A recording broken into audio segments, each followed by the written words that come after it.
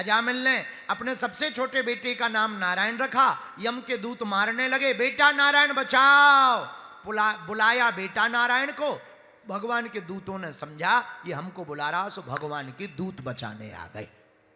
अब नारायण क्यों नाम लेकर के जब अजामिल ने पूरा यमदूतों का और भगवान श्री हरि के दूतों का संवाद सुना, तो मन में विचार किया कि हमने तो अपने बेटा नारायण को बुलाया था, ये तो पूर्ण परब्रह्म प्रताप परमात्मा के पार्षद आ गए। काश सच में अगर नारायण का नाम लिया होता तो कभी भी हमें यम के दूत नहीं सताते। वो भक्त बन गए। नाम की बड़ी महिमा है, ये सभी शास्त्र नाम महिमा से भरे पड़े हैं। बोलो सीताराम। रामचरितमानस में भी नाम की महिमा। आहा, कहो कहां लगी नाम बढ़ाई, कहो कहां लगी नाम बढ़ाई, राम न सकई नाम गुण गाई, राम न सकई नाम गुण गाई, राम न सकई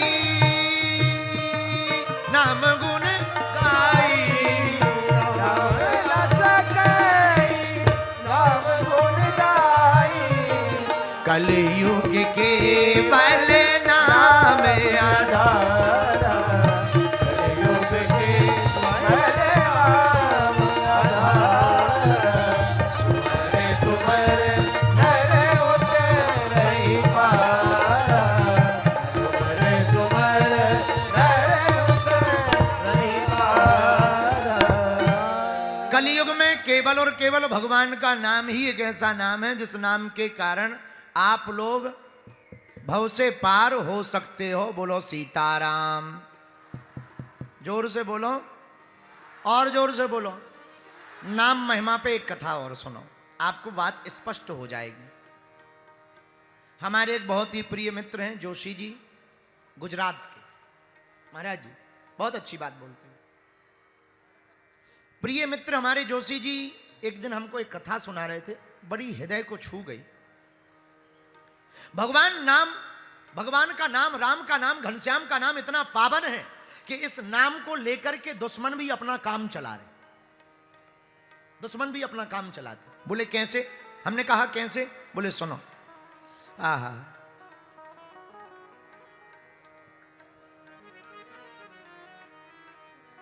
जब रावण के वध के पूर्व में सेना समुद्र के किनारे राम सेतु बनाने गई और राम सेतु बन गया, और ये खबर जब जो है लंका के रावण के अखबारों में जहां छपी, न्यूज में चली, तो सेना चिंतित हो गई पूरी। क्यों? बोले बताओ, वो दोनों इतने जादूगर हैं राम और लक्ष्मण कि उन्होंने पानी में पत्थर तैरा दिए, और कहीं अगर वो लंका आ गए तो जब वो पानी में पत्थर तैरा सकते हैं तो बरसवा भी सकते हैं। सेना ने कहा हम लोग तो मर ही जाएंगे, बर्बाद हो जाएंगे, तो क्या किया जाए?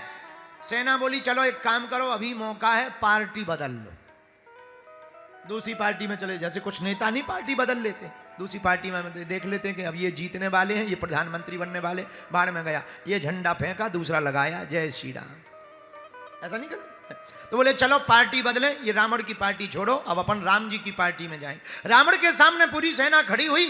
रावण दशानन बोला क्या बात है, इतनी भारी सेना कहां जा रही है? सेना बोली मन्ना थोड़ी है, बचने जा रहे। कहां जा रहे? दूसरी पार्टी, तुम्हारी पार्टी से इस्तीफा। रावण बोला पागल हो क्या, हमारी पार्टी क्यों छोड़ रहे? सेना बोली वाह, जब वो पानी में पत्थर तैरा सकते हैं तो कुछ भी कर सकते हैं, मरना थोड़ी है, सब सामने सामने है, युद्ध का परिणाम, हम तो जा रहे हैं। रावण बोला चुप रहो, केवल वो भर पानी में पत्थर नहीं तैरा सकता, हम भी तैरा सकते हैं। सेना बोली बातें तुम बहुत बोलते हो, क्योंकि 10 मुंह हैं, तो पता नहीं कभी किस मुंह से बोलते, कभी किस मुंह से बोलते, अब ध्यान तो रहता नहीं। 10 मुंह है, 10 मुंह एक हो तो लड़ा जाए, 10 मुंह से क्या लड़ा जाए? बोले बातें तुम हमेशा बोलते हो, करके नहीं बताते, इस बार अगर करके बताओगे तो मानेंगे। रावण बोला कल आ जाओ। आज क्या? कल आ जाओ। सेना ने कहा ठीक है। अब दूसरे दिन सेना इकट्ठी हुई। अच्छा, तमाशा देखने के लिए भीड़ लग ही जाती है। तो जो नहीं आ रहे थे वे राक्षसों के छोटे छोटे राक्षस, भारी भारी मूछे, बच्चे भले ही छोटे पर मूछे आ गई। राक्षस तो राक्षस, छोटे छोटे राक्षस, राक्षस की राक्षसनियां, बड़ी बड़ी नाखून वाली, कारी कारी, एक धुतिया पहने, एक हाथ में चूड़ी, एक हाथ में फरसा जैसा, विचित्र विचित्र भेष की राक्षसनियां सब समुद्र के किनारे खड़ी हुई। मोटे मोटे पेट के राक्षस आ गए। रावण बोला पत्थर लाओ। उसने सोचा 20 हाथ हैं, कोई हाथ नीचे से धीरे से लगा के ट्रिक करेंगे, पत्थर ऊपर आ जाएगा, इनको समझ में आ जाएगा कि तैर गया है। अच्छा, लेकिन राक्षस तो राक्षस ही है। रावण ने कहा पत्थर लाओ, तो वे 2-5 किलो का नहीं ले आए। राक्षस सीधा पहाड़ ही उठा लिया है। बोले तैराना ही है तो 5 किलो का क्या तैराएं, 500 केजी का तैराएं। पता लगना चाहिए, जवाब ठीक से होना चाहिए। बड़े बड़े पत्थर लेकर के राक्षस जैसे ही आए, रावण को पसीना मार गया कि इतने भारी पत्थर तो कैसे भी नहीं तैर सकते, वो तो डूब ही जाएंगे। हाथ भी लगा लो तब पता चल जाएगा, पोल खुल जाएगी। और जैसे ही रावण ने पत्थर पानी में रखा, किस्मत ऐसी कि डूब गया। प्रजा बोली ले, वो निकल आया चमत्कार, बड़े चमत्कारी बने थे। वो डूब गया, डुब पड़ गया। प्रजा बोली चलो। रावण बोले रखो। रावण ने 10 सिर नीचे डाला, कुछ बुदबुदाया, और किस्मत कैसी थी कि जो भी उसने बुदबुदाया हो वो पानी में डूबा हुआ पत्थर ऊपर आ गया और तैर गया। प्रजा खुश हो गई, ताली बजाई, वाह, अगर वो चमत्कारी है तो हमारे राजा भी चमत्कारी हैं। और रावण आंखों में आंसू भरे हुए घर आया।